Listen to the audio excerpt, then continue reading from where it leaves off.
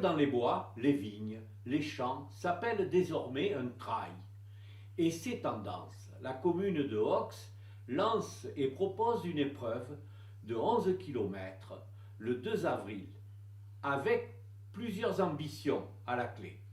Le Trek des Châteaux, c'est afin de montrer notre village, toute la beauté, les paysages qui traversent notre village, et de pouvoir réunir passionnés de la course à pied comme amateurs autour des vignes, de nos forêts, de nos châteaux.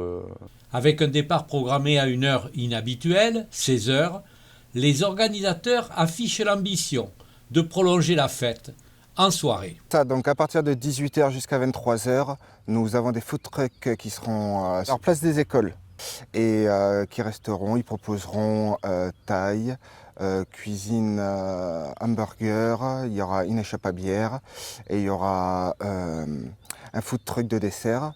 Nous aurons aussi la bandas qui viendra animer la soirée. Nous voulons partager ce moment jusqu'au soir et avec toute la municipalité, tous les gens qui auront participé à l'événement. La commune de Hox, perchée sur son coteau, dispose de nombreux vallons. Ils composent un paysage majestueux. Et ouais, c'est à chaque fois des territoires hyper vallonnés, pas forcément très accessibles pour des coureurs du dimanche. Donc c'était aussi ça le challenge, quoi. C'était d'avoir un parcours pas très accessible pour les coureurs du dimanche, mais suffisamment difficile pour les coureurs aguerris pour qu'eux prennent du plaisir aussi. On aurait pu faire encore plus difficile, mais ce n'était pas l'idée. Et c'est le challenge aussi, c'est que les gens restent pour dîner le soir avec nous et qu'ils passent un bon moment. Le propriétaire vous a accueilli comment? De manière très positive. Il n'y a pas eu l'ombre d'une hésitation.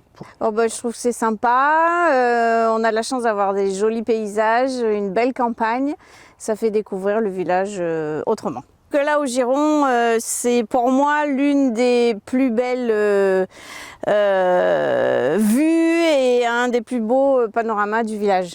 Voilà, franchement, on a une vue sur toute la vallée et sur tous ces coteaux magnifiques.